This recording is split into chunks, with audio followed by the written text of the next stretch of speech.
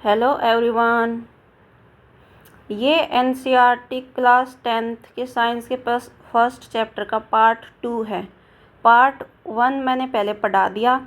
अगर नहीं देखा है वो तो मेरे यूट्यूब चैनल पर जाके पार्ट 1 पहले वो देखो, बाद में ये समझ में आएगा। ठीक है, तो अब हम आगे का स्टार्ट करते हैं। हमने यहाँ तक पढ़ा दिया था पार्ट 1 में। पार्ट 2 अब स्टार्ट करेंगे, जिसमें इससे आगे की फर्स्ट चैप्टर को पूरा कर देंगे। इसमें क्वेश्चन सोल्व करेंगे। पहले why should A magnesium ribbon be cleaned before burning in air. हमने एक्टिविटी फर्स्ट देखी थी पार्ट 1 में, जिसमें मैग्नीशियम रिबन को जलाने से पहले साफ़ किया गया था। तो वो क्यों किया गया था वो मैंने पार्ट 1 में भी बता दिया था। रीजन फिर से बता देती हूँ कि जब हम मैग्नीशियम रिबन को लेते हैं तो उसके बाहर एक परत जम जाती है। वो किस वजह से जम जाती है?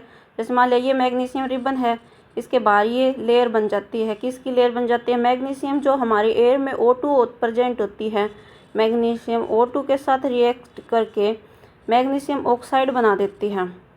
और अब ये मैग्नीशियम ऑक्साइड जो बन गया, ये क्या होगा? ये फर्दर रिएक्शन नहीं होने देगा। अगर हम इसको जलाने की कोशिश करेंगे तो जलेगा नहीं, तो हमें प्रोडक्ट नहीं मिलेगा। इसलिए इस लेयर को हटा देते हैं ताकि ये रिएक्शन हो सके। ठीक है, तो ये इसका रीजन हो गया। नेक्स्ट क्या है? Right the balanced equation for following chemical reaction. इसके लिए बैलेंस इक्वेशन लिखनी है हमें। हाइड्रोजन क्लोरीन हाइड्रोजन क्लोराइड यानी H2 + Cl2 HCl। Balance equation, यहाँ Cl2 के 2 एटम है, यहाँ 1 है। यहाँ H2 के 2 एटम है, यहाँ 1 है, तो यहाँ 2 से मल्टीप्लाई, यहाँ 2 लिख देंगे। ये बैलेंस इक्वेशन हो गई। ठीक है, नेक्स्ट है बेरियम क्लोराइड यानी BaCl2 + एल्यूमिनियम सल्फेट यानी Al2 SO4 3। क्या है? बेरियम सल्फेट BaSO4 प्लस क्या है? Aluminium chloride AlCl3। अब इसको बैलेंस करेंगे। बैलेंस करने के लिए क्या करेंगे देखेंगे, दोनों तरफ एटम किसके कितने हैं। ठीक है, अब देखो यहाँ क्लोरीन के 3 एटम्स हैं, यहाँ क्लोरीन के 2 एटम्स हैं।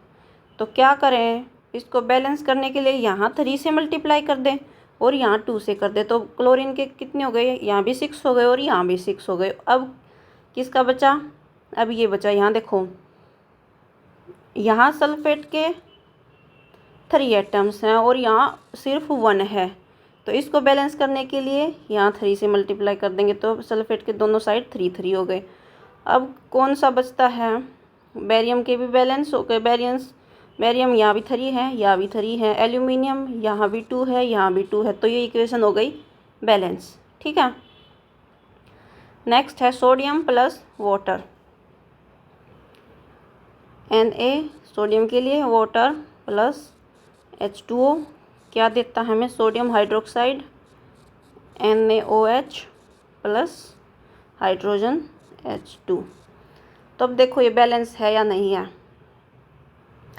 इस साइड सोडियम का एक एटम, ये तो ठीक है। अब देखेंगे हाइड्रोजन के इस साइड 1 और 2 3 एटम्स हैं, यहाँ सिर्फ 2 हैं।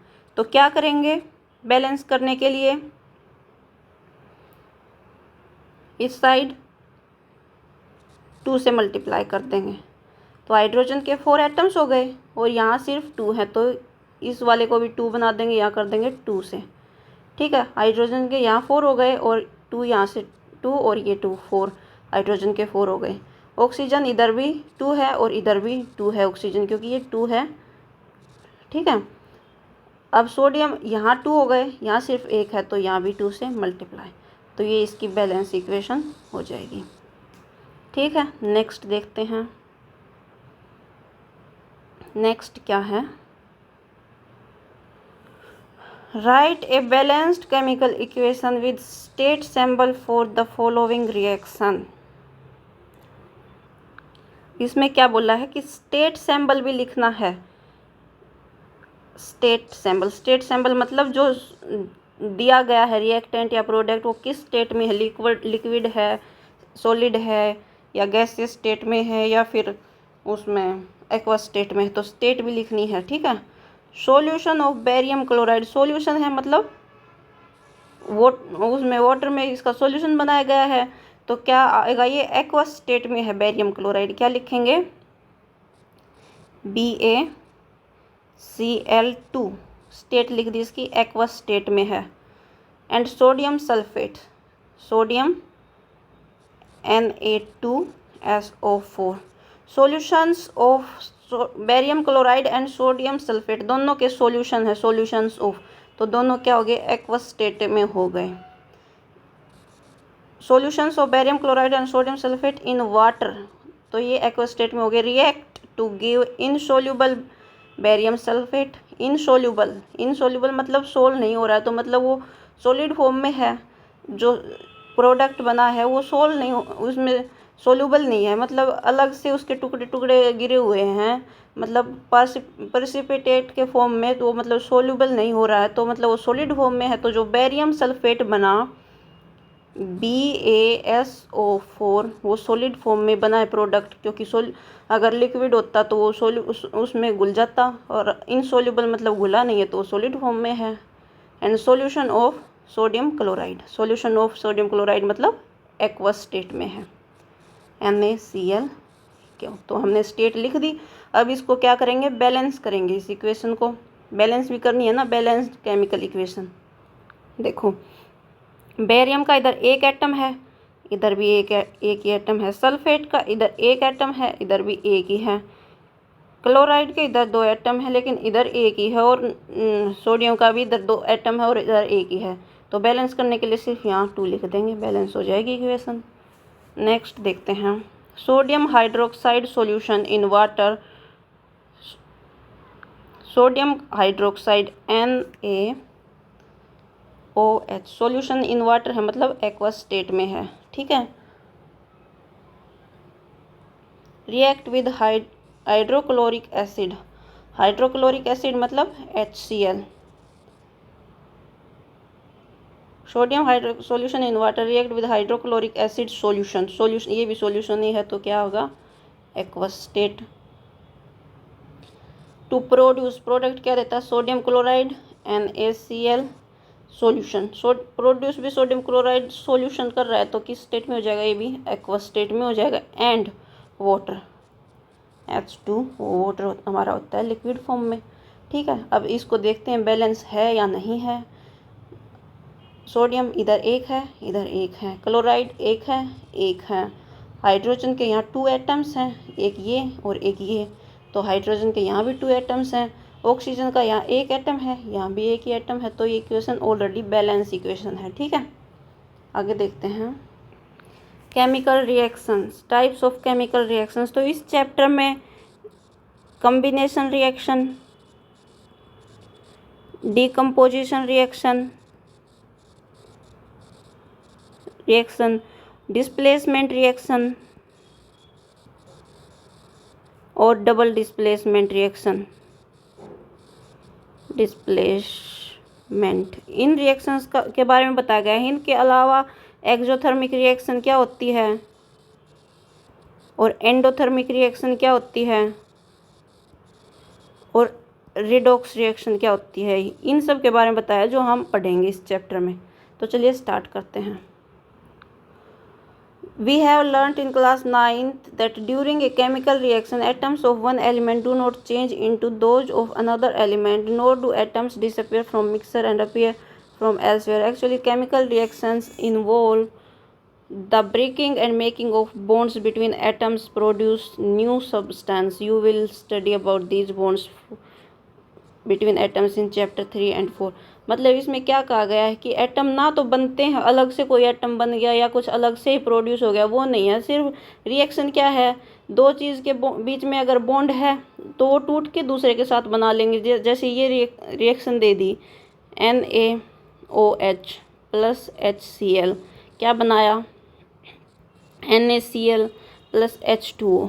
तो इसमें क्या है, बॉन्ड टूटते हैं, NaOH के बीच में जो बॉन्ड था प्लस HCl के बीच में जो बॉन्ड था, तो ये यहाँ से बॉन्ड टूट के NaCl के साथ बॉन्ड बना लिया, तो क्या बन गया, Na Cl। और इसने OH ने यहाँ से बॉन्ड तोड़ के इस हाइड्रोजन के साथ बना लिया बॉन्ड, तो क्या बन गया H2O। मतलब बॉन्ड्स के टूटने का सिस्टम है सारा, बॉन्ड्स के टूटने का खेल है और कुछ नहीं है। ना तो कोई और नया एटम बनता है, ना और कहीं से कुछ एटम आता है, बस बॉन्ड्स का खेल है सब कुछ। ठीक है, अब देखते हैं फर्स्ट हमारी जो रिएक्शन है वो है कम्बिनेशन रिएक्शन। कम्बिनेशन जैसे नाम ही बता रहा है, दो या दो से ज़्यादा रिएक्टेंट को कंबाइन करके जब एक प्रोडक्ट बन जाए वो होती है कम्बिनेशन रिएक्शन। ठीक है, जैसे एक्टिविटी है ये, take small amount of calcium oxide, calcium oxide ले लेंगे स्मॉल अमाउंट में थोड़ा सा, और क्विक लाइम, कैल्शियम ऑक्साइड को ही क्विक लाइम बोलते हैं। ठीक है, कैल्शियम ऑक्साइड का ही नेम है ये quick lime. Slowly add water to this, हम धीरे धीरे इसमें वाटर ऐड करेंगे। Touch the beaker as shown in figure, हम बीकर को हाथ लगा के देखेंगे। Do you feel change in temperature, इसमें क्या होगा, टेम्परेचर बढ़ जाएगा इसमें। तो जिन रिएक्शंस के होने की वजह से टेम्परेचर बढ़ जाए, टेम्परेचर बढ़ जाए इसका मतलब क्या है, उसने हीट प्रोड्यूस की है। ठीक है, उस रिएक्शन में हीट प्रोड्यूस हुई है, हीट निकली है वो रिएक्शन होने की वजह से, तो वो ऐसी रिएक्शन को बोलते हैं एंडोथर्मिक रिएक्शन। मतलब जिसमें हीट प्रोड्यूस हो, कोई रिएक्शन होने की वजह से उसकी सराउंडिंग्स, मतलब जिस चीज़ में वो रिएक्शन हो रही है, इसमें जैसे इस बीकर में ये रिएक्शन हो रही थी तो ये बीकर गर्म हो गया, इसका मतलब ये इसने में हीट निकली है, तो ये रिएक्शन होगी एंडोथर्मिक रिएक्शन। और जो हीट ऑब्जर्व कर ले, मतलब खुद के अंदर ले ले हीट, जैसे बाहर की सराउंडिंग का टेम्परेचर कम कर दे, तो वो होगी एक्जोथर्मिक रिएक्शन। एक्जोथर्मिक हीट को अब्जॉर्व कर लेती है, एंडोथर्मिक रिएक्शन में हीट निकलती है। ठीक है, अब देखो calcium oxide react vigorously with water to produce slaked lime, slaked lime produce किया, ये है CaOH2 slaked lime. Quick lime ने वाटर के साथ रिएक्ट करके कार्बन हाइड्रोक्साइड बनाया, सॉरी कैल्शियम हाइड्रोक्साइड बनाया, जिसको हम बोलते हैं release a large amount of heat. देखो जैसे हीट भी निकल रही है, तो इस रिएक्शन को बोलेंगे एंडोथर्मिक। देखो पढ़ते हैं, in this reaction calcium oxide and water combine to form a single product calcium hydroxide. Such reaction in which single product is formed from two और more reactant is known as combination reaction. ये मैंने बता दिया था कि दो या दो से ज़्यादा रिएक्टेंट मिलके अगर एक प्रोडक्ट बनाए तो वो कम्बिनेशन रिएक्शन होती है। ठीक है, जैसे इसमें कैल्शियम ऑक्साइड और वाटर ने मिलके एक प्रोडक्ट बनाया है, तो ये कम्बिनेशन रिएक्शन हो गई। आगे देखते हैं, let us discuss some more example of combination reaction. जैसे बर्निंग ऑफ कोयल, कोयल एक कार्बन का ही तो टाइप है, कार्बन को ही तो कोयल, जैसे C कार्बन प्लस O2 मिलके CO2 बनाया। जैसे इन दो एलिमेंट्स ने मिलके एक एलिमेंट बनाया, मतलब कंबाइन होके, इन दोनों ने कंबाइन होके एक एलिमेंट बना दिया, तो ये क्या है, कम्बिनेशन रिएक्शन है। अब O2 और H2O ने कंबाइन होके वाटर बना दिया H2, तो भी ये कम्बिनेशन रिएक्शन है। ठीक है, ये क्या है, देखो ए solution of slaked lime produced by reaction, इसमें ये था क्विक लाइम प्लस H2O ने CaCO3 CaOH2 select lime CaOH2 ये बनाया था, used for white washing walls. जो ये सेलेक्ट लाइम बना है, ये वॉल्स जो हमारी दीवार होती है उनमें हम जो वाइट वॉश करवाते हैं उसके लिए यूज किया जाता है। Calcium hydroxide react slowly with carbon dioxide in air. जो ये कैल्शियम हाइड्रोक्साइड है, ये हमारे एयर में जो CO2 प्रेजेंट होती है उसके साथ रिएक्ट करके a thin layer of calcium carbonate CaCO3 thin layer of calcium carbonate की बना देता है on the walls. Calcium carbonate is formed after 2 to 3 days of white washing and gives a shiny finish to wall. मतलब 2-3 दिन बाद ये धीरे धीरे रिएक्ट करता है हमारे एटमॉस्फेयर में जो कार्बन डाइऑक्साइड होती है, जिससे हमारी दीवारों पर एक शाइनी चमकदार सी एक वो आ जाती है finishing. It is interesting to note that the chemical formula for marble is also CaCO3। ठीक है, केमिकल मार्बल का केमिकल फार्मूला भी कैल्शियम कार्बोनेट यानी CaCO3 होता है। तो ये वो रिएक्शन दे रखी है कि जो कैल्शियम हाइड्रोक्साइड हमारे एटमॉस्फेयर में जो CO2 प्रेजेंट है उसके साथ रिएक्ट करके कैल्शियम कार्बोनेट बना देता है, जिसकी वजह से वाल्स पर एक शाइनी फिनिशिंग आती है। ठीक है, आगे देखते हैं। In simple language, we can say that when two or more substance, element or compound combine to form a single product, the reaction is called combination reaction। ये तो वही है, उसकी डेफिनेशन दे रखी कम्बिनेशन रिएक्शन की, और कि दो या दो से ज़्यादा रिएक्टेंट मिलके अगर एक सिंगल प्रोडक्ट बनाते हैं तो कम्बिनेशन रिएक्शन होगी। आगे पढ़ेंगे डिकम्पोजिशन रिएक्शन। उसमें क्या होगा, एक सिंगल रिएक्टेंट टूट के मतलब बहुत सारे दो तीन प्रोडक्ट दे दे, वो होगी डिकम्पोजिशन रिएक्शन। इससे नेक्स्ट आएगी वो, चलो देखते हैं आगे। In activity 1.4 we also observe that large amount of heat is evolved, this makes the reaction mixture warm. जो हमने देखा था ना वो लाइम वाले केस में कि हीट भी निकल रही है जिसकी वजह से मिक्सर वार्म हो जाता है। Reaction in which heat is released along with the formation of product is called exothermic. ये मैंने बता दिया था कि हीट रिलीज हो जाए तो वो एक्सोथर्मिक रिएक्शन होगी। मतलब जिस चीज़ में, जिस कंटेनर में या जिस जगह पर रिएक्शन हो रही है उसके आसपास सराउंडिंग का टेम्परेचर अगर वो रिएक्शन बढ़ा दे, मतलब हीट रिलीज होगी, तो जाहिर सी बात है कि टेम्परेचर बढ़ जाएगा सराउंडिंग का, तो वो एक्सोथर्मिक रिएक्शन होगी। ठीक है, other example of exothermic reactions, CH4 यानी methane.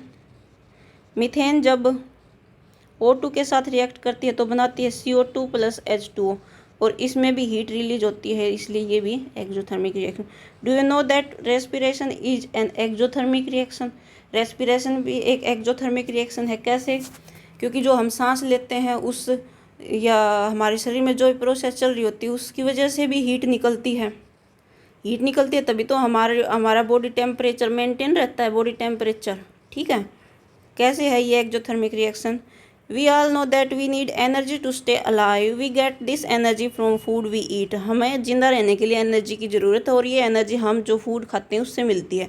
During digestion, food is broken down into simpler substances. हमारी जो पाचन क्रिया है उसके टाइम जो फूड हम खाते हैं, भोजन, वो छोटे छोटे टुकड़ों में टूट जाता है। For example rice, potatoes, bread contain carbohydrates.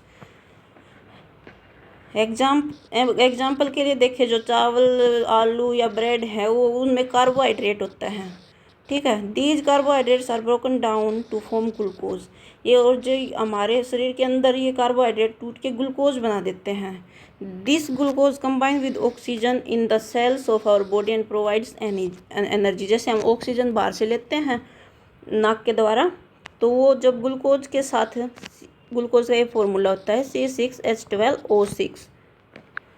जब ग्लूकोज ऑक्सीजन के साथ कंबाइन होता है तो CO2 बनती है। CO2 जैसे हम बाहर छोड़ देते हैं, और H2O बनता है, वाटर बनता है, और एनर्जी, मतलब ये एनर्जी रिलीज होती है जो हमारे शरीर के लिए ज़रूरी होती है। इसी एनर्जी की वजह से हम सब कुछ परफॉर्म कर पाते हैं। तो ये एनर्जी अल्टीमेटली बनी किससे है?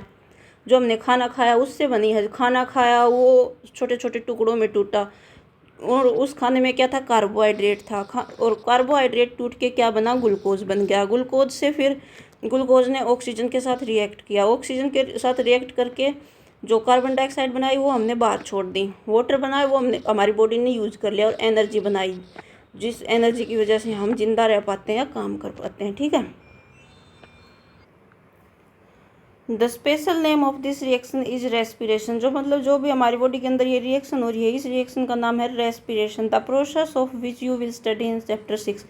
इसके बारे में डिटेल में हम चैप्टर 6 में पढ़ेंगे। लेकिन ये देखो, रेस्पिरेशन हुई और रेस्पिरेशन में एनर्जी निकली। एनर्जी हमारे शरीर में एक टाइप से हीट ही प्रोड्यूस हुई है ना, तो जिसमें एनर्जी निकले या हीट प्रोड्यूस हो वो एक्सोथर्मिक रिएक्शन होगी। तो इसलिए रेस्पिरेशन क्या है? एक एक्सोथर्मिक रिएक्शन है। आगे देखते हैं, आगे देखो, the decomposition of vegetable matter into composed is also an example of exothermic reaction. मतलब जो वेजिटेबल मैटर्स हैं इनटू कंपोज, जो वेजिटेबल सड़ के खाद बन जाती है, वो भी एक एक्सोथर्मिक रिएक्शन होती है, उससे भी हीट निकलती है। ठीक है, identify the type of reaction taking place in activity 1.1 where heat is given out along with the formation of single product. Activity 1.1 क्या थी? एक्टिविटी 1.1 थी Mg + O2 Mg HCO, मतलब हमने जो मैग्नीशियम का रिबन जलाया था तो मैग्नीशियम ऑक्साइड बना था। ये थी एक्टिविटी 1.1। तो इसमें हमने हीट दी थी इस रिएक्शन को, मतलब हमने मैग्नीशियम रिबन को जलाया था, मतलब हमने हीट दी थी। तो ये एंडोथर्मिक रिएक्शन है, एक्सोथर्मिक रिएक्शन नहीं है। एक्सोथर्मिक रिएक्शन में हीट निकलती है और एंडोथर्मिक रिएक्शन में हीट देनी पड़ती है, मतलब ये हीट को अब्जॉर्ब कर रही है।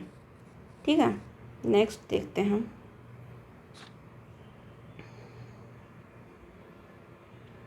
अब आती है डीकम्पोजिशन रिएक्शन। डीकम्पोजिशन रिएक्शन क्या है? कम्बिनेशन रिएक्शन की अपोजिट होती है। देखो एक्टिविटी देखो, take about 2 gram ferrous sulphate crystal in a dry boiling tube. एक ये टेस्ट ट्यूब है, इसमें फेरस सल्फेट ले लिया ड्राई फॉर्म में, मतलब ना तो इस टेस्ट ट्यूब में कुछ है, इसमें इसके क्रिस्टल ले लिए इस फेरस सल्फेट के, मतलब छोटे छोटे टुकड़े ले लिए। Note the colour of ferrous sulphate crystal. Ferrous sulphate crystal का कलर नोट करना। फेरस सल्फेट क्रिस्टल का कलर होता है ग्रीनिश कलर, ग्रीनिश कलर के होते हैं फेरस सल्फेट के crystal. Heat the boiling tube over the flame of burner and spirit lamp, मतलब हीट करनी है हमें ये फेरस सल्फेट के ये क्रिस्टल डाल के इस ट्यूब को हमें हीट करना है। Observe the colour of crystal after the heating. Heat करने के बाद क्रिस्टल के कलर कैसे हो जाते हैं वो ऑब्जर्व करेंगे। हीट करने के बाद क्रिस्टल का कलर हो जाता है वाइट। ठीक है, have you notice that green colour of ferrous sulphate crystal, जो पहले फेरस सल्फेट के क्रिस्टल ग्रीन कलर के थे, हैज चेंज्ड, उसका कलर चेंज होता है, कैसा हो जाता है? वाइट। ठीक है, you can also smell the characteristic order of burning sulphur, मतलब जब हम इसको स्मेल करते हैं तो कैसी स्मेल आती है इस फेरस सल्फेट के सॉल्यूशन में से? इसमें जैसे सल्फ़र की स्मेल होती है ना, वैसी आती है सल्फ़र की। और सल्फ़र की स्मेल कैसी होती है? सल्फ़र की स्मेल होती है जो स्पॉइल्ड, मतलब जो खराब, स्पॉइल्ड एग, जो खराब अंडे हो जाते हैं ना उनकी जैसे ऐसे सड़ी सी स्मेल होती है ना, वैसी सल्फ़र की स्मेल होती है। तो जब हम फेरस सल्फेट को गर्म करते हैं तो उसमें भी सल्फ़र जैसी स्मेल आती है। ठीक है, अब इसकी रिएक्शन फॉर्म में लिख दिया, इसका केमिकल रिएक्शन लिख दी। फेरस सल्फेट FeSO4 सॉलिड लिया है, हमने क्रिस्टल लिए हैं तो सॉलिड फॉर्म में ली है। हीट दी है इसको, हीट जिस रिएक्शन में दी जाए उसको बोलते हैं एंडोथर्मिक। एक्सोथर्मिक जिससे हीट निकले, एक्सो मतलब बाहर की तरफ निकलना, जिससे हीट निकले वो एक्सोथर्मिक, जिसको हीट दी जाए वो एंडोथर्मिक। तो इसमें हीट दी है तो ये रिएक्शन एंडोथर्मिक है। और ये डीकम्पोजिशन रिएक्शन भी है। डीकम्पोजिशन क्या होगी कि एक रिएक्टेंट टूट के कई प्रोडक्ट बना रहा है, जैसे 1 2 3 प्रोडक्ट बनाए इसने। और कम्बिनेशन में 2-3 रिएक्टेंट कंबाइन होके एक सिंगल प्रोडक्ट बनाते हैं कम्बिनेशन रिएक्शन में, तो हो गई ना अपोजिट। ये कम्बिनेशन और डिकम्पोजिशन रिएक्शन एक दूसरे की अपोजिट हैं। तो देखो हीट देने के बाद हमें क्या प्रोडक्ट मिला? फेरिक ऑक्साइड Fe2O3, जिसका जो वाइट कलर का है। Sulphur dioxide and sulphur trioxide, ये हमें प्रोडक्ट मिले। In this reaction, you can observe that single reactant break down to give simpler products. This decomposition reaction, ferrous sulfate crystal FeSO4 7H2O, मतलब ferrous sulphate का जो crystal था इसमें कुछ water की भी वो प्रेजेंस थी, मतलब वाटर तो रहेगा एटमॉस्फेयर में, तो वाटर की थोड़ी बहुत प्रेजेंस थी फेरस सल्फेट में। Loose water when heated and the colour of crystal changes, colour of crystal change हो जाएंगे, वाइट कलर के हो जाएंगे ग्रीनिश से। If then decompose of ferric oxide Fe2O3, sulfur dioxide SO2 and sulfur trioxide SO3, ferric oxide is solid while SO2 SO3 are gases। ये gases हैं और ये solid हैं। नेक्स्ट रिएक्शन क्या है? Decomposition of calcium carbonate CaCO3, या जिसको limestone भी बोल देते हैं। इसको अगर हम हीट देंगे तो ये CaO यानी क्विक लाइम और CO2 यानी गैस बन जाएगा। ठीक है, तो heating is the important decomposition reaction used in various industries. तो ज़्यादातर डिकम्पोजिशन रिएक्शन में हम हीट का ही यूज़ करते हैं, मतलब हीट दे के उसको तोड़ देते हैं उसके रिएक्टेंट्स को, ठीक है। Calcium oxide is called lime और क्विक लाइम। ये हमने पहले ही पढ़ा था कि कैल्शियम ऑक्साइड को या तो लाइम बोलते हैं या क्विक लाइम भी बोल देते हैं। It has many uses, one is in the manufacture of cement. Cement बनाने में भी इसका क्विक लाइम यानी CaO का यूज किया जाता है। When a decomposition reaction is carried out by heating it is called thermal decomposition. मतलब जो भी डिकम्पोजिशन रिएक्शन हमें हीट दे के करवानी पड़े उसको बोलते हैं थर्मल। थर्मल का मीनिंग ही हीट होता है। तो जो जिस रिएक्शन में हम हीट दे के रिएक्शन कैरिड आउट करवाएं, रिएक्शन करवाएं, वो होगी थर्मल डिकम्पोजिशन। आगे देखते हैं। Another example of thermal decomposition reaction is given in activity 1.6. Take about 2 gram lead nitrate powder in boiling tube. lead nitrate यानी PbNO3। lead nitrate ले लिया हमने, लगभग 2 ग्राम पाउडर फॉर्म में ले लिया है। देन क्या करेंगे, इसको हीट करेंगे। तो हमें क्या मिले, holding the boiling tube with pair of tongues heat it over the flame zone. What do you observe, notice down the change if any. क्या ऑब्जर्व करेंगे हम, you will observe the emission of brown fumes. मतलब ये brown colour की fumes, मतलब जो ये कह सकते हैं धुआं सा निकलेगा इसको जब गर्म करेंगे। These fumes are of nitrogen dioxide. Nitrogen dioxide की फ्यूम्स हैं। अब ये हीट करने पर लेड नाइट्रेट किस में बदलेगा, ये बदलेगा PbO lead oxide plus NO2 plus O2। ये इसके प्रोडक्ट हो जाएंगे। तो जो ये ब्राउन कलर की फ्यूम्स निकल रही है किसकी वजह से निकल रही है, ये NO2 की वजह से निकल रही है, जो इसके हीट करने पर ये टूटी है, ये डिकम्पोज हुई है, ठीक है। The reaction takes place is,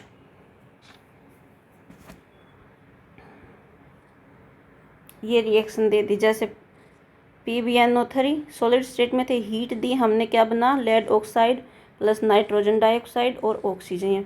late us perform some more decomposition reaction as shown in activity 1.7 and 1.8। अब ये ऊपर जो रिएक्शन दी है, ये डिकम्पोजिशन रिएक्शन किसकी वजह से हुई है, हीट दी है हमें तब डिकम्पोजिशन रिएक्शन हुई है, ये मतलब डिकम्पोज हुआ है।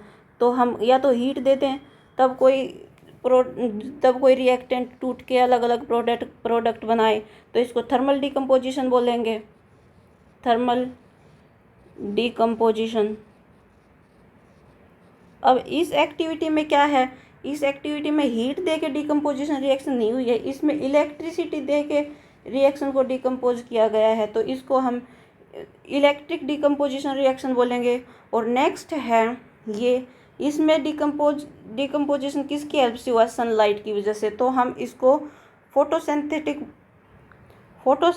डिकम्पोजिशन रिएक्शन बोलेंगे।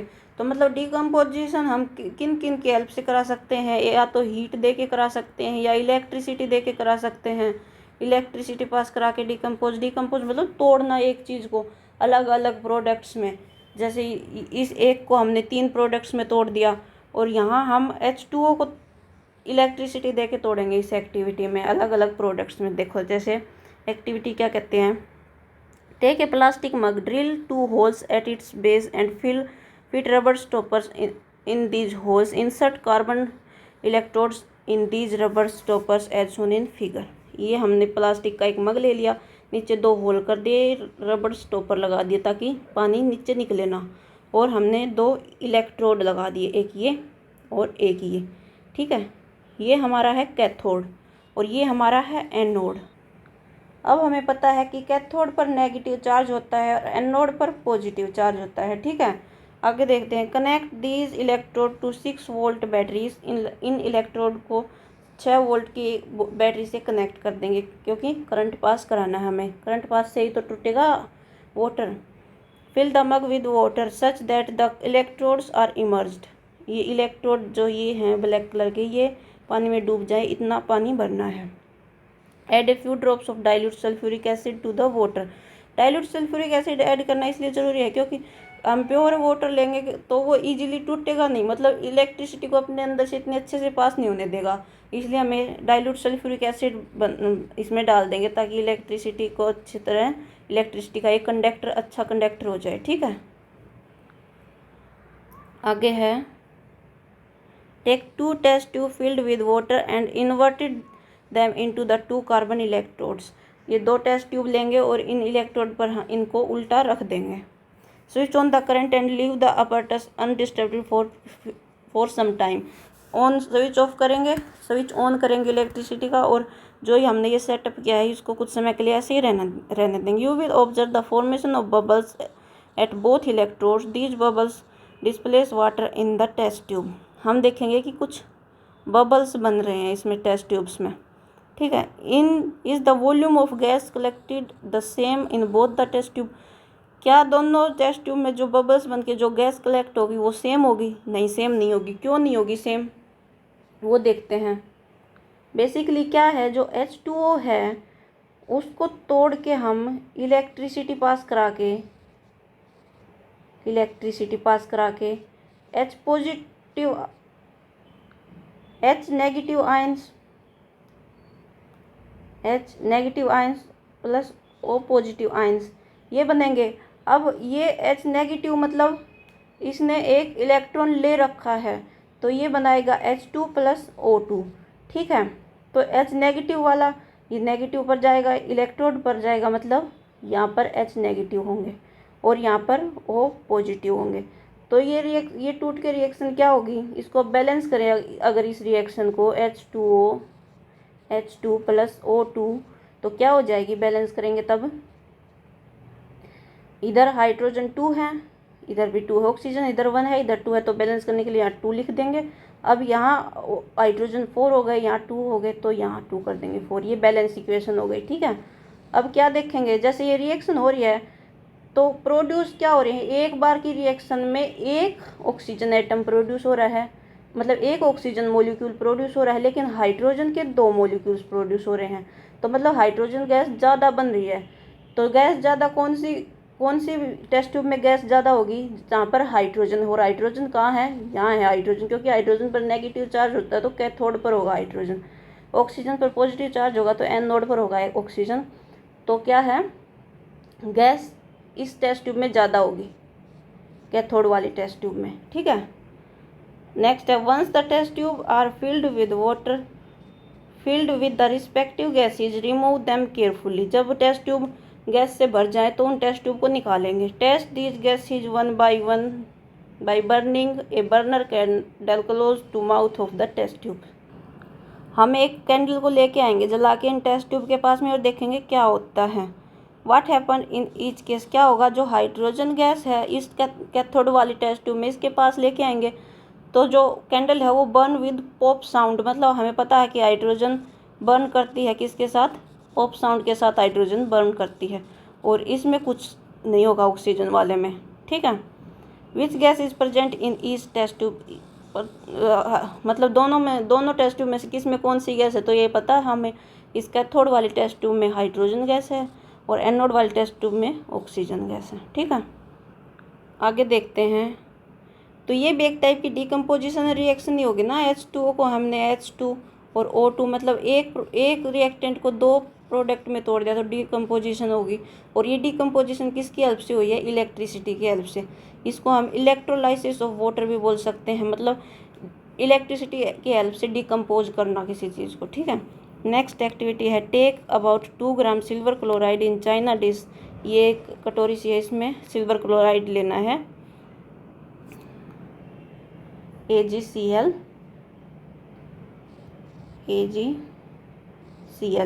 What is its colour, AgCl का क्या कलर होता है, ये होता है वाइट कलर का। ठीक है, place this china dish in sunlight for some time. ठीक है, place this china dish in sunlight for some time. इस जो चाइना डिश में जिसमें हमने सिल्वर क्लोराइड लिया जो वाइट कलर का है उसको धूप में रख देंगे कुछ देर के लिए। Observe the colour of silver chloride after some time. After some time silver chloride का कलर क्या हो जाएगा, ग्रे कलर का हो जाएगा। क्यों हो जाएगा वो ग्रे कलर का, देखते हैं। You will see that white silver chloride turn gray in sunlight. This is due to decomposition of silver chloride into silver and chlorine by light. मतलब AgCl था वो Ag एंड Cl2 में break down हो जाएगा, मतलब decompose हो जाएगा। और किसकी वजह से हुआ ये डिकम्पोजिशन, किसकी वजह से टूटे? सनलाइट की वजह से। ठीक है, तो यहाँ डिकम्पोजिशन रिएक्शन किसकी वजह से हुई है? सनलाइट की वजह से। तो हमने 3 टाइप की डिकम्पोजिशन रिएक्शन देख ली। एक तो थर्मल थी, मतलब हीट की वजह से डिकम्पोज हो रहे थे, टूट रहे थे। एक हमने इलेक्ट्रोलाइसिस देखा, इलेक्ट्रोलाइसिस डिकम्पोजिशन जो इलेक्ट्रिसिटी की वजह से टूट रहे थे। एक हमने देखा ये फोटोसिंथेटिक डिकम्पोजिशन जो सनलाइट की वजह से टूट रहे हैं। ठीक है, आगे देखते हैं। ये है silver bromide also behave in the same way. Silver bromide भी ऐसे ही बिहेव करेगा कि सनलाइट में सिल्वर और ब्रोमीन में टूट जाएगा। The above reaction are used in black and white photography. ये रिएक्शन जो ब्लैक एंड वाइट फोटोग्राफी होती है उसमें यूज होती है। What form of energy is causing these decomposition reaction? We have seen that decomposition reaction require energy either in form of heat. Decomposition के लिए energy हमें या तो हीट की फॉर्म में चाहिए, या लाइट की फॉर्म में चाहिए, और या इलेक्ट्रिसिटी की फॉर्म में चाहिए for breaking down the reactants को तोड़ने के लिए। और ये इन तीनों टाइप की हमने पीछे एक्टिविटी देख ली। Reactions in which energy is absorbed known as endothermic. ये मैंने पहले बता दिया। जो रिएक्शन एनर्जी को अब्जॉर्ब कर लेते हैं, अपने अंदर सोख लेती हैं, वो एंडोथर्मिक रिएक्शंस होती हैं। जैसे इन्होंने एनर्जी ली है, अपने अंदर एब्जॉर्ब की है, एनर्जी लेने के बाद इन्होंने ये तोड़े हैं, तो ये एंडोथर्मिक रिएक्शन है। अगर एनर्जी इस साइड निकलती, मतलब यहाँ हमें ये लिखा मिलता हीट, तो मतलब प्रोडक्ट में हीट आई है, यानी हीट निकली है, तो वो रिएक्शन होती है एक्सोथर्मिक रिएक्शन। लेकिन ये क्या है? Endothermic reaction. चलो आगे देखते हैं। ये एक्टिविटी है। Take about 2 gram of barium hydroxide in test tube. Barium hydroxide यानी BaOH2। Add 1 gram of ammonium chloride NH4Cl। तो क्या बनेगा? Mix with the help of glass rod, touch the bottom of test tube with your palm. What do you feel? This is exothermic और endothermic reaction. ये reaction क्या होगी? इसमें heat हमको देनी पड़ेगी। ये रिएक्शन एंडोथर्मिक रिएक्शन है। क्या बनाएगी? Barium chloride plus ammonium and H2O। ठीक है, आगे क्वेश्चन देखते हैं। अब क्वेश्चन क्या है? ए solution of substance X is used in white washing. White washing के लिए हमने पहले पढ़ लिया, जो क्विक लाइम है वो यूज किया जाता है, CaO मतलब कैल्शियम ऑक्साइड, जिसको क्विक लाइम भी बोल देते हैं। ठीक है, the name the substance X and right इस फॉर्मूला। नेम हमने बता दिया, एक क्विक लाइम है और इसका फॉर्मूला है CaO। Right the reaction of substance X named in above with water. इसका वाटर के साथ रिएक्शन करेंगे, CaO प्लस H2O क्या बनाएगा? CaOH2। ठीक है, आगे क्या है? Why is the amount of gas collected in one of the test tube in activity double the amount of collected in the other. ये एक्टिविटी कौन सी थी? ये थी ये एक्टिविटी। ये मैंने पहले ही बता दिया था कि डबल क्यों है, बता दिया था ना, क्योंकि हाइड्रोजन के तो यहाँ हाइड्रोजन कलेक्ट हो रही है, यहाँ ऑक्सीजन, और यहाँ क्योंकि ऑक्सीजन का सिर्फ एक ही मोलिक्यूल है एक रिएक्शन में, ये इसके 2 हो रहे हैं, तो इसलिए ये ज़्यादा है। ये मैंने पहले ही बता दिया था। आगे देखते हैं। अब आती है हमारी तीसरी टाइप की रिएक्शन, जो है डिस्प्लेसमेंट रिएक्शन। इसके लिए एक्टिविटी देखेंगे एक।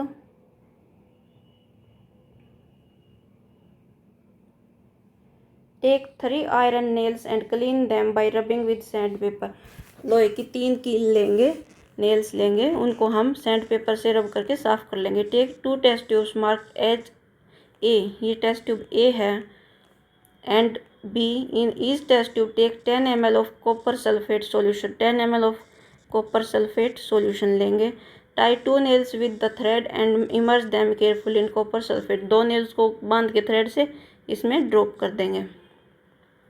For 20 minutes. Keep one nails aside the comparison. एक नेल को हम यहाँ बाहर रख लेंगे, एक एक्स्ट्रा नेल को। After 20 minute take out the iron nails from the copper sulphate. 20 minute के बाद इनको बाहर निकालेंगे नेल्स को। Compare the intensity of blue colour of copper sulphate solution in test tube A and B. Also compare the colour of iron nails dipped in the copper sulphate solution with one kept aside. देखो आगे दे रखा है इसके लिए, ये है, हमने दो टेस्ट ट्यूब ली थी, test tube A, test tube B. इस टेस्ट ट्यूब में हमने दो नेल्स बांध के लटकाई थी, ठीक है, ये टेस्ट ट्यूब हमने लटकाई थी इसमें बांध के। तो जो इसमें थी टेस्ट ट्यूब ए में वो ये नेल है, और ये जो हमने एक बाहर रखी थी वो ये बी है, और ये सिर्फ कॉपर सल्फेट सॉल्यूशन है, एक अलग से हमने टेस्ट ट्यूब में रख लिया था, इसमें कुछ नहीं डुबाया। तो अब हम इनको कंपेयर करते हैं। Why does the iron nails become brownish in colour and the blue colour of copper sulphate solution fades. मतलब इसमें जो हमने नेल्स डुबो रखी थी उस नेल का कलर ब्राउनिश हो गया है, और कॉपर सल्फेट जिस सॉल्यूशन में ये थी उसका कलर फेड हो गया, मतलब हल्का हो गया। ये किस लिए हुआ? क्योंकि जो आयरन नेल थी Fe और कॉपर सल्फेट इसके साथ रिएक्ट करके इसने FeSO4 आयरन सल्फेट बनाया और कॉपर, इसकी वजह से कॉपर सल्फेट का जो सॉल्यूशन का है वो कलर फेड हो गया। इन this reaction iron has displaced and removed another element copper. Iron ने कॉपर को डिस्प्लेस कर दिया। मतलब देखो यहाँ पहले SO4 सल्फेट के साथ कॉपर था, लेकिन आयरन ज़्यादा रिएक्टिव है इससे, तो आयरन ने कॉपर को डिस्प्लेस करके कॉपर की जगह खुद ले ली। क्या बनाया? FeSO4 और कॉपर को हटा दिया, मतलब कॉपर को डिस्प्लेस कर दिया अपनी जगह से। तो ये इस रिएक्शन को क्या बोलेंगे? Displacement reaction. जैसे अगर आयरन की जगह हम जिंक ले लें तो जिंक कॉपर को डिस्प्लेस कर देगा। अब इसमें होना यहाँ कौन सा चाहिए? जो कॉपर से ज़्यादा रिएक्टिव हो, मतलब रिएक्टिव इंडेक्स में कॉपर से ज़्यादा रिएक्टिव हो, वो ही डिस्प्लेस कर पाएगा, ठीक है।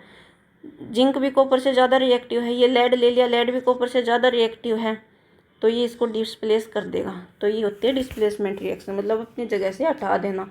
Zinc and lead are more reactive elements than copper. Zinc और लेड कॉपर से ज़्यादा reactive, they displace copper from its compounds, ठीक है। अब आती है हमारी double displacement reaction. Double displacement reaction में आपस में एक दूसरे को डिस्प्लेस करता है, दूसरा पहले को डिस्प्लेस कर देता है, ठीक है। एक्टिविटी देखते हैं। Take about 3 ml of sodium sulphate solution in test tube. लगभग 3 ml सोडियम सल्फेट सॉल्यूशन लेंगे in test tube. Na2SO4 sodium sulphate solution ले लिया। In another test tube take about 3 ml of barium chloride. दूसरी test tube में हमने, इसमें sodium sulphate है Na2SO4, इसमें हमने बेरियम क्लोराइड ले लिया BaCl2, ठीक है। तो अब इस सॉल्यूशन को धीरे धीरे इसमें डालेंगे बेरियम क्लोराइड में, तो क्या होगा? BaSO4 और NaCl, ये प्रोडक्ट में। डबल डिस्प्लेसमेंट में क्या है? जैसे ये Na2 है और ये Ba है यहाँ पर, तो Na2 ने यहाँ Ba को डिस्प्लेस कर दिया और Ba ने Na2 को डिस्प्लेस कर दिया, यानी जो सोडियम है इसने इसकी बेरियम की जगह ले ली और बेरियम ने सोडियम की। तो सोडियम जब बेरियम की जगह लेगा तो यहाँ क्लोराइड से अटैच हो जाएगा, और बेरियम जब सोडियम की जगह लेगा तो यहाँ SO4 से अटैच हो जाएगा। मतलब एक दूसरे को डिस्प्लेस कर रहे हैं, एक दूसरे की जगह पर जा रहे हैं। सोडियम बेरियम की जगह पर जा रहा है और बेरियम सोडियम की जगह पर। तो ये हो गई डबल डिस्प्लेसमेंट का example. You will observe the white substance which is insoluble in water. Insoluble मतलब वाटर में जो घुले ना, इज फॉर्म बन जाता है। This insoluble substance form known as precipitate.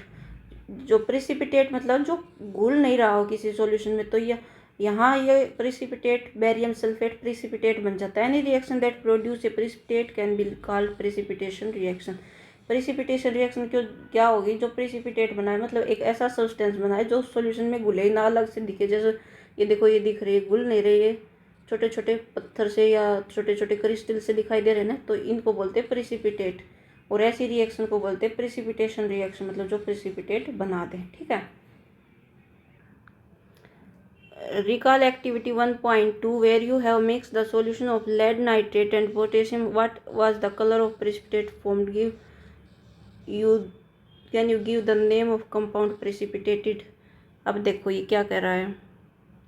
Lead nitrate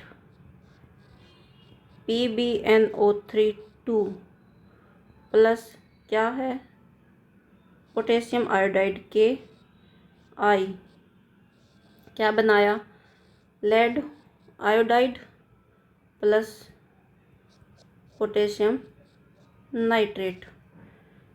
तो what was the colour of precipitate, precipitate क्या बने हैं यहाँ लेड आयोडाइड प्रेसिपिटेट बना है और इसका कलर होगा येलोइश कलर।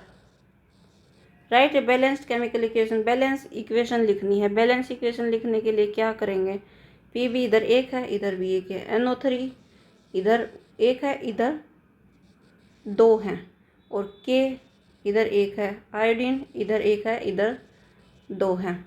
तो बैलेंस करने के लिए पहले तो हम इसको बैलेंस करेंगे आयोडीन को, यहाँ 2 आयोडीन है तो यहाँ 2 लिख देंगे, आयोडीन हो गया बैलेंस। अब के इधर 2 हो गए इधर एक ही है तो यहाँ भी 2 लिख देंगे। तो ये इसकी बैलेंस इक्वेशन हो जाना है। NO2 इधर भी 2 हो गया इधर भी 2 हो गया तो ये बैलेंस इक्वेशन हो गई। ठीक है, आगे देखते हैं ऑक्सीडेशन एंड रिडक्शन क्या होता है। ऑक्सीडेशन एंड रिडक्शन में सिंपल फॉर्म में बता देती हूँ पहले। ऑक्सीडेशन में क्या है, ऑक्सीजन ऐड हो रही है, ठीक है, और रिडक्शन में ऑक्सीजन रिमूव हो रही है। मतलब जिस रिएक्शन में ऑक्सीजन रिमूव हो वो रिडक्शन होगी और ऑक्सीजन ऐड हो वो ऑक्सीडेशन से नाम से ही पता चला, मतलब ऑक्सीजन ऐड हो रही है। तो रिडक्शन में ऑक्सीजन रिमूव हो जाएगी। अब ऑक्सीजन ऐड हो रही है यानी हाइड्रोजन रिमूव हो रही है। एक ही चीज़ तो ऐड होगी तो हाइड्रोजन रिमूव हो जाएगी, ऑक्सीजन ऐड हो जाएगी ऑक्सीडेशन।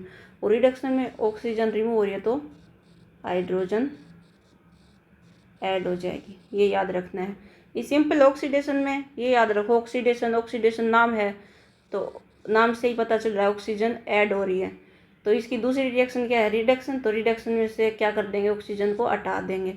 अब इतना अगर पता चल गया कि ऑक्सीडेशन में ऑक्सीजन ऐड हो रही है तो हाइड्रोजन हटेगी, रिमूव होगी। अब इसमें इसे ये पता चल रहा है कि ऑक्सीजन रिमूव हो रही है तो हाइड्रोजन ऐड होगी। ठीक है, अब एक्टिविटी देखते हैं।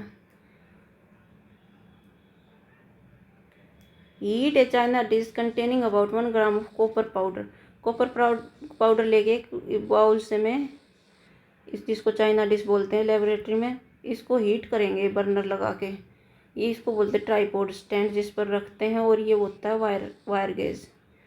The surface of copper powder become coated with black copper oxide. Why has this black substance formed?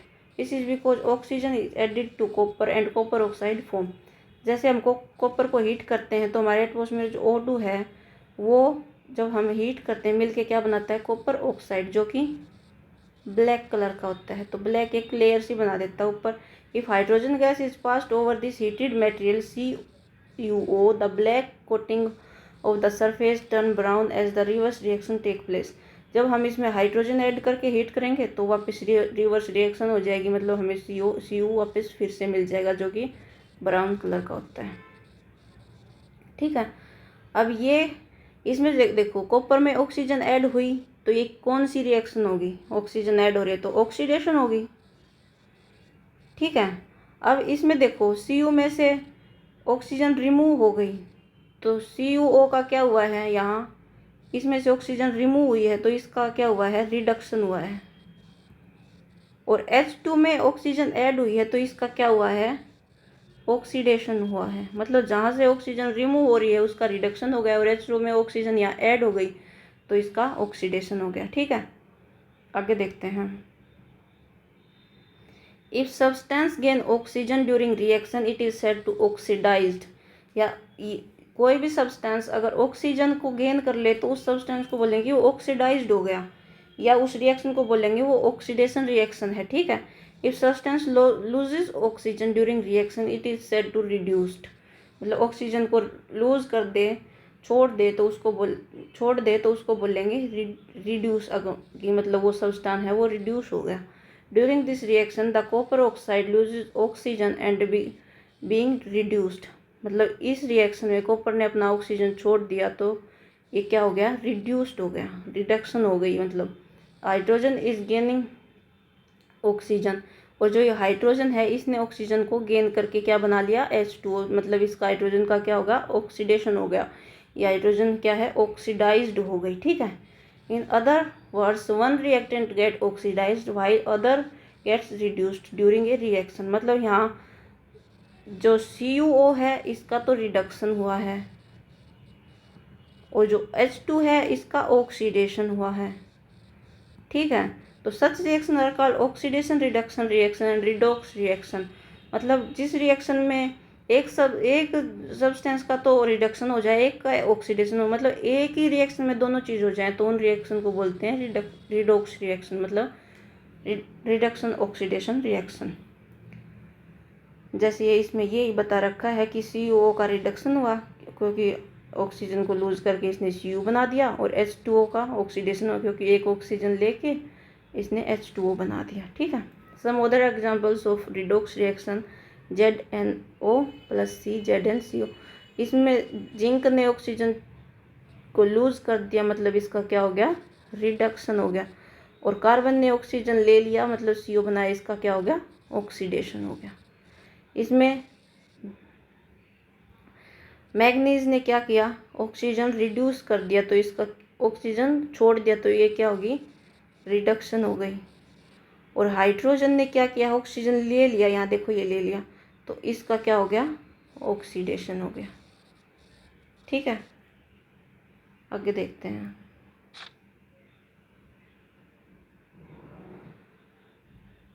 ये तो वही एक्सप्लेन कर रखा है जो मैंने ऊपर बताया है कि कौन से का ऑक्सीडेशन हुआ और कौन से का रिडक्शन।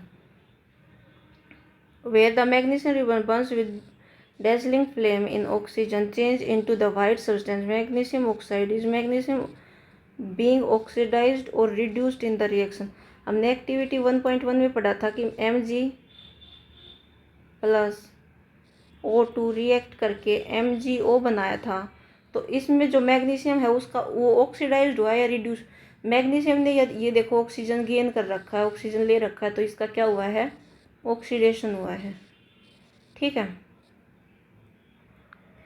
आगे एक टर्म दी गई है, कोरोजन क्या होता है। You must have observe that iron articles are shiny when new.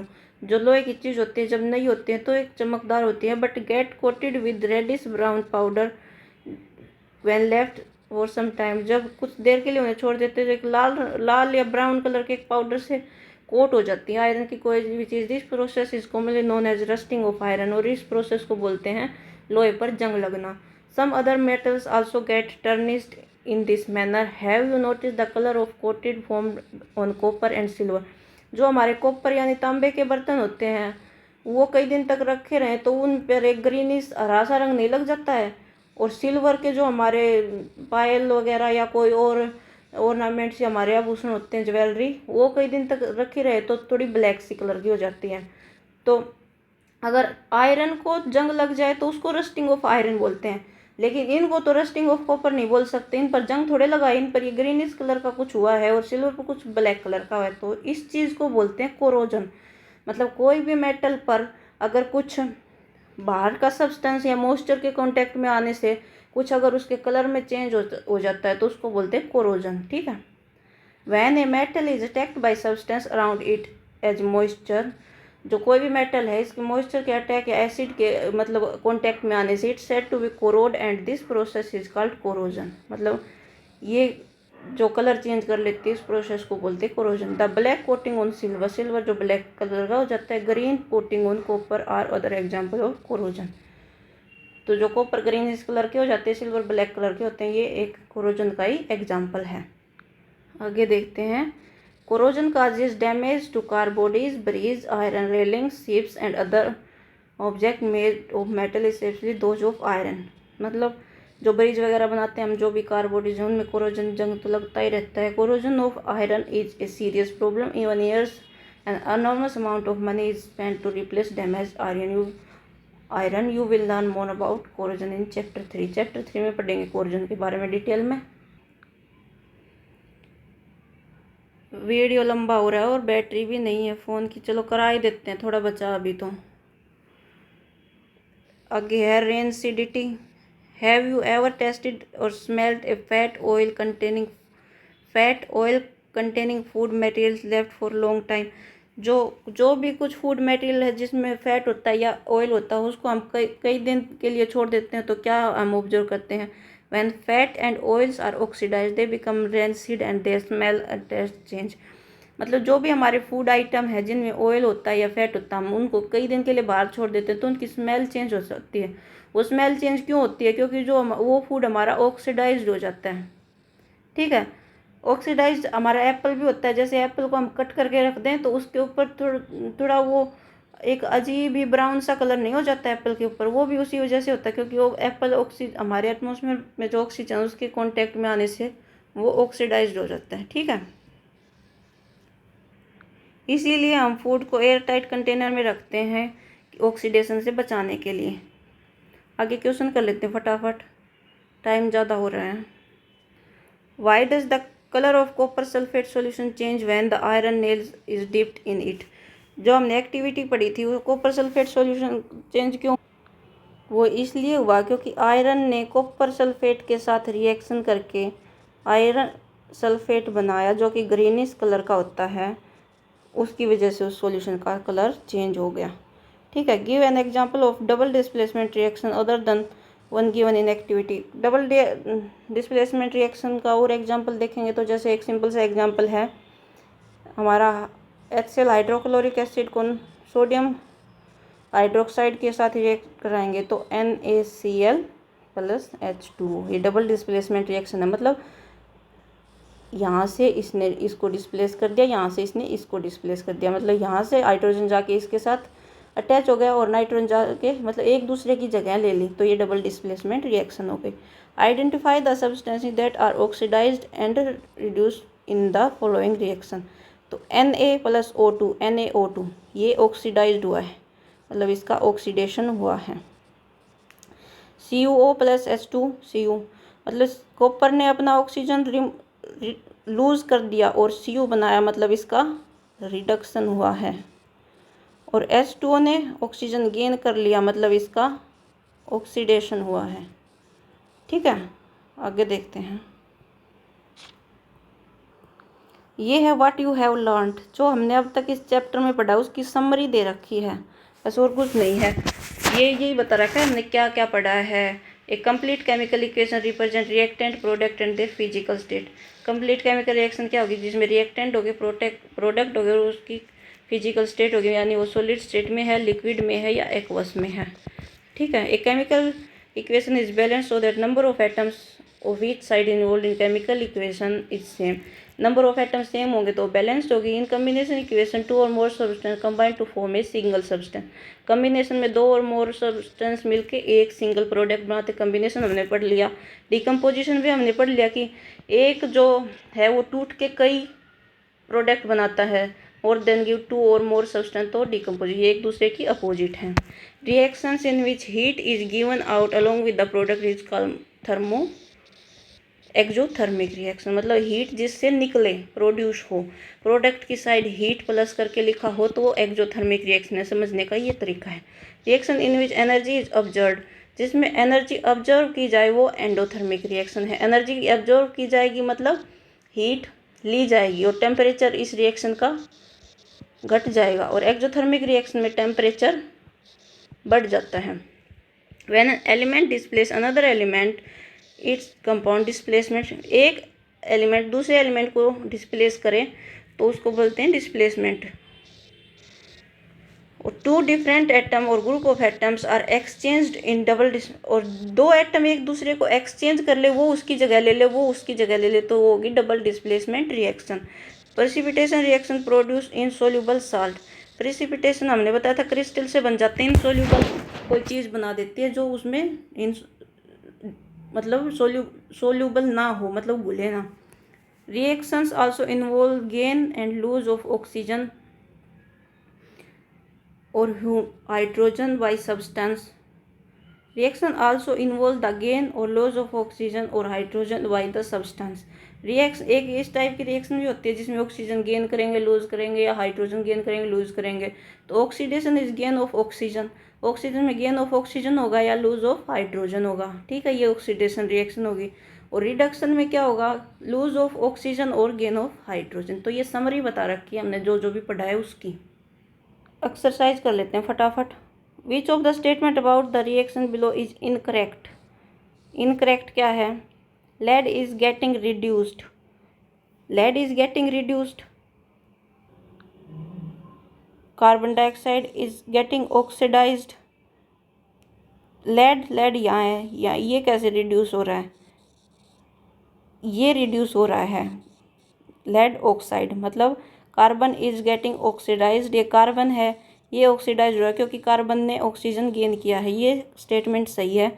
और और lead oxide is getting reduced क्योंकि लेड ने ऑक्सीजन छोड़ दिया है। तो ये दोनों स्टेटमेंट सही है, ये गलत हैं।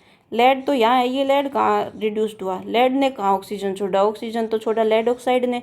और कार्बन डाइऑक्साइड कहाँ ऑक्सीडाइज, कार्बन ऑक्साइड ने कहाँ ऑक्सीजन लिया, ऑक्सीजन तो लिया कार्बन ने। तो ये दोनों स्टेटमेंट गलत है, तो ऑप्शन होगा ए। मतलब हमें इनकरेक्ट ही बतानी है, इनकरेक्ट होंगी ए और बी। नेक्स्ट देखते हैं। बैटरी लो हो जाए, अगर वीडियो बीच में रुक जाए तो फिर नेक्स्ट वीडियो में करा देंगे, क्योंकि बैटरी बिल्कुल लो हो गई 4%। बाकी कराने की कोशिश करेंगे इसी वीडियो में पूरा चैप्टर।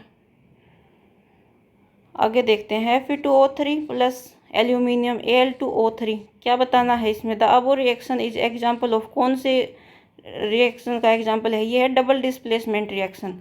क्योंकि सॉरी डिस्प्लेसमेंट रिएक्शन है। डबल डिस्प्लेसमेंट रिएक्शन में तो एक दूसरे की जगह लेते हैं, इसमें Al ने Fe की सिर्फ जगह ली है, तो ये है डिस्प्लेसमेंट रिएक्शन। इसका ऑप्शन हो जाएगा ऑप्शन डी। ठीक है। What happens when dilute hydrochloric acid is added to iron filings, tick the correct answer. क्या होगा जब डाइल्यूट आयरन फिलिंग्स यानी Fe में HCl ऐड कर दें तो क्या होगा, FeCl2 प्लस H2 बनेगा। तो क्या होगा, hydrogen gas and iron chloride are produced, iron chloride और हाइड्रोजन गैस प्रोड्यूस होंगी। ऑप्शन ए सही होगा। What is balanced chemical equation, why should chemical equation be balanced, ये हमने पढ़ लिया। कहाँ पढ़ा है, ये हमने यहाँ पढ़ा था कि बैलेंस इक्वेशन क्या होती है और कैसे बैलेंस करते हैं। बैलेंस इक्वेशन होना क्यों जरूरी है, क्योंकि नंबर ऑफ एटम्स सेम होने चाहिए। ठीक है, ये यहाँ से रिवाइज कर लेंगे। आगे देखते हैं इसको। Hydrogen gas combine with nitrogen to form ammonia, H2 plus N2 NH3, इसको बैलेंस कर देंगे। बैलेंस कैसे करेंगे, यहाँ 2 है, यहाँ 2, यहाँ ये 6 हो गया, तो यहाँ कर देंगे 3, ये बैलेंस इक्वेशन हो गई। नेक्स्ट क्या है, hydrogen sulphide gas burn in air to give water and sulphur oxide. Hydrogen sulphide यानी H2S plus burns in air यानी oxygen, gives water H2O plus sulphur dioxide SO2। Balance करने के लिए क्या करेंगे, सल्फर 1 है, 2 ऑक्सीजन के हैं, यहाँ 3 हैं ऑक्सीजन के, O2 और O यहाँ सिर्फ 2 है, तो यहाँ क्या करेंगे 2 से मल्टीप्लाई कर देंगे। ऑक्सीजन के यहाँ 2 और 2 4 हो गए, तो यहाँ भी 2 से मल्टीप्लाई कर देंगे। ठीक है, सॉरी यहाँ 2 से नहीं, यहाँ 3 से होगा। और अब इसको बैलेंस करने के लिए हाइड्रोजन को और इसको यहाँ 2 से मल्टीप्लाई कर देंगे और ये 2 से, ये बैलेंस इक्वेशन हो गई। नेक्स्ट हमारी barium chloride react with aluminium sulphate to give aluminium chloride and precipitate of barium sulphate. क्या है, barium chloride BaCl2 plus Al2SO4 give AlCl3 plus BaSO4। Balance करने के लिए क्या करेंगे, Al2 और यहाँ क्या होगा बेरियम सल्फाइड 3 और ये 3, ये बैलेंस इक्वेशन हो जाएगी। नेक्स्ट है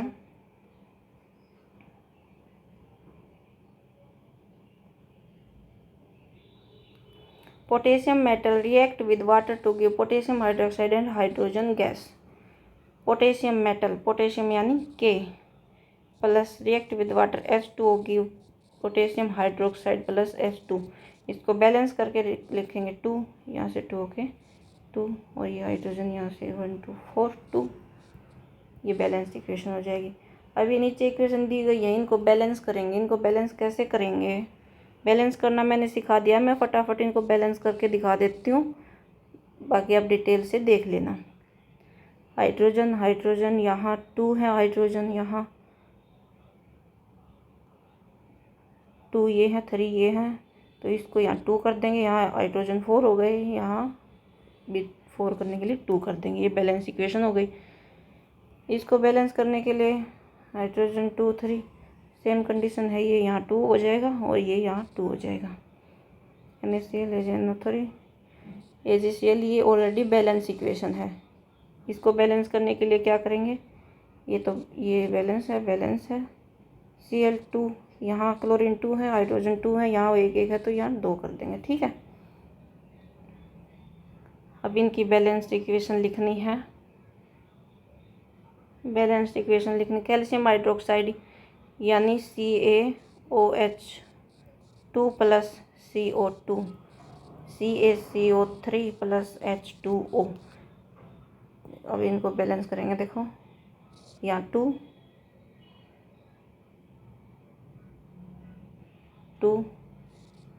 ये हो जाएगा 2 और 2। Zinc Zn plus AgNO3 ZnNO3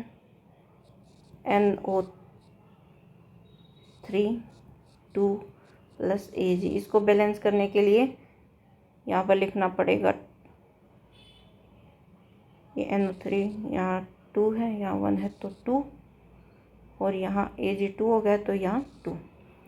next है इक्वेशन हमारी aluminium Al plus copper chloride CuCl2 की एल्यूमिनियम AlCl3 प्लस कॉपर।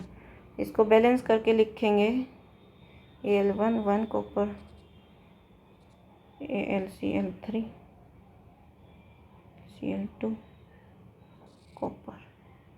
इसको यहाँ 3 लिख देंगे, यहाँ 2 लिख देंगे, यहाँ 2 लिख देंगे, यहाँ 3 लिख देंगे। ये बैलेंस हो गई। ठीक है, नेक्स्ट है barium chloride BaCl2 plus K2SO4 sodium sulphate की BaSO4 plus KCl calcium chloride. तो इसको बैलेंस करने के लिए, ये तो बैलेंस है, ये भी बैलेंस है, सिर्फ यहाँ क्लोरीन 2 है और ये 2 है, तो यहाँ 2 लिख देंगे। ठीक है, ये हमारा हो गया क्वेश्चन नंबर 7।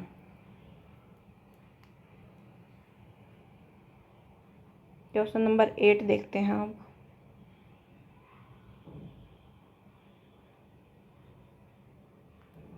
क्वेश्चन नंबर 8 में है बैलेंस इक्वेशन लिखनी और पता करना है कि ये कौन सी इक्वेशन है। Potassium bromide KBr plus barium iodide BaI2 gives potassium iodide Ki plus BaBr2। यानी पोटेशियम ने ब्रोमाइड को डिस्प्लेस किया, ब्रोमाइड ने इसको डिस्प्लेस किया, तो क्या है? डबल डिस्प्लेसमेंट रिएक्शन है। ठीक है, जिंक कार्बोनेट Zn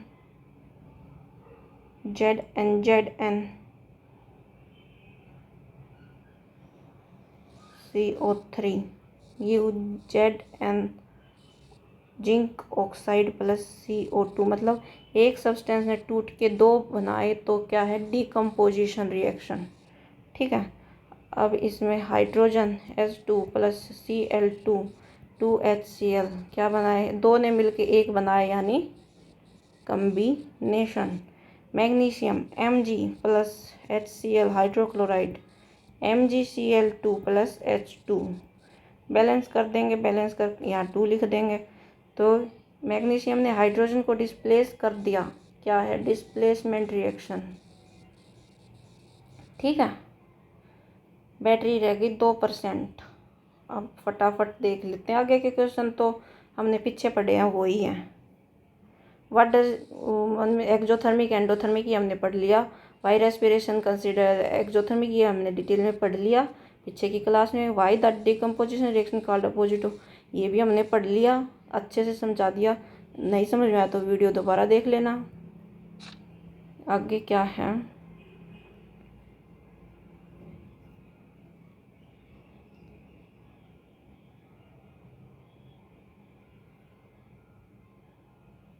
आगे write one equation each of the decomposition reaction where energy is supplied ये भी पीछे पढ़ लिया, क्योंकि हम हीट से, लाइट से और इलेक्ट्रिसिटी से, इलेक्ट्रोड कैथोड एनोड वाला लाइट से जो हमने सनलाइट दी थी हीट से, ये हमने पहले सारी डिस्कस कर ली है सारी डिटेल में। What is difference between displacement double displacement ये भी हमने पढ़ लिया है। Is refining of silver and recovery silver from silver nitrate solution involve displacement of copper metal, write down the reaction involved. इसकी देख लेते हैं। देखो Cu is refining of silver and recovering of silver from silver nitrate solution involve displacement of copper Cu plus AgNO3 क्या देगा, CuNO3 2 plus Ag। तो यहाँ displacement reaction है क्योंकि कॉपर ने Ag सिल्वर को डिस्प्लेस कर दिया है। What do I mean by precipitation reaction, reaction में ये भी हमने पढ़ लिया precipitation. Explain the following in term of gain loss oxygen, gain or lose of oxygen with two example is. Oxidation और रिडक्शन हमने बहुत अच्छे से पढ़ा है, एग्जाम्पल भी दे रखे हैं पीछे। A shiny brown coloured element X on heating in air become black in colour, name the element X and black coloured composed. ये हमने पढ़ा था, क्या था ये कलर, ये एलिमेंट ये था कॉपर, जो ब्लैक हो गया था, ब्लैक होके क्या बन गया था, कॉपर ऑक्साइड ऑक्सीजन के साथ रिएक्ट करके, ठीक है। Why do we apply paint on iron articles, क्योंकि रस्टिंग से बचाने के लिए, जंग से बचाने के लिए हम पेंट अप्लाई करते हैं। Oil and fat containing food items are flushed with nitrogen, why, क्योंकि उसको हमने पढ़ा था रेनसिडिटी से बचाने के लिए। रेनसिडिटी में क्या होता है कि वो सड़ने लगते हैं, उनमें स्मेल सी आने लगती है जब वो उसके कांटेक्ट में आते हैं, एयर के कांटेक्ट में, तो इसलिए नाइट्रोजन भर दी जाती है उसको रेनसिडिटी से।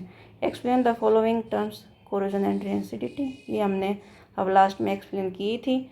तो ये हमारा चैप्टर 1 कंप्लीट हो गया, एक्सरसाइज भी कंप्लीट हो गई। तो आज की क्लास में इतना ही। अगर अच्छा लगे तो लाइक शेयर एंड सब्सक्राइब करना। Thank you. बैटरी लो हो गई है फ़ोन की बिल्कुल 1%।